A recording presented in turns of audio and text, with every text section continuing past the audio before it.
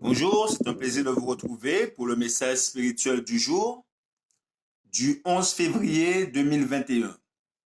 Chargé de nos maladies, afin que s'accomplisse ce qui avait été annoncé par Ésaïe, le prophète, il a pris notre infirmité et il s'est chargé de nos maladies. Le Christ seul a été capable de porter les misères de beaucoup de personnes. Dans toute leur angoisse, il a été lui-même dans l'angoisse. Il n'a jamais connu de la maladie, mais il a porté celle des autres. Avec beaucoup de sympathie, il s'est penché sur ceux qui, souffrant, se pressaient à ses côtés. Il soupirait dans son esprit en voyant l'œuvre de Satan manifesté dans ces malheureux et faisait sien tous les cas de tristesse et de besoin qu'il rencontrait. Leur grand nombre ne le fatiguait pas. Aucune angoisse ne le déconcertait pas.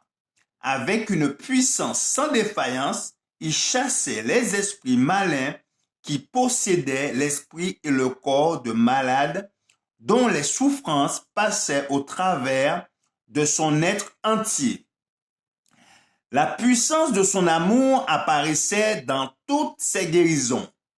Il identifiait ses intérêts avec ceux de l'humanité souffrante. En lui se trouvaient la vie et la force, et lorsque des infirmes étaient en sa présence immédiate, la maladie reculait toujours. C'est pour cette raison qu'il n'alla pas aussitôt vers Lazare. Il n'aurait pas dû être témoin de ses souffrances et ne pas le soulager. Il ne pouvait voir la maladie et la mort sans combattre la puissance de Satan. La mort de Lazare fut permise afin que sa résurrection, la preuve ultime et décisive de la filiation divine de Jésus, pût être donnée aux Juifs. Au cours de cette lutte contre la puissance du mal, Jésus voyait toujours devant lui l'ombre profonde où il aurait à passer afin de payer la rançon de ses âmes. En ressuscitant Lazare d'entre les morts, il savait qu'il devrait en rançon mourir sous la croix du calvaire. Chaque acte de sauvage,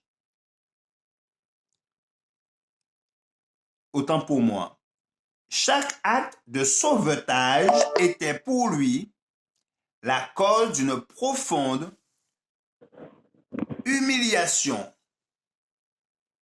Il devrait mourir pour chaque homme au sujet des multitudes de malades qu'on lui amenait.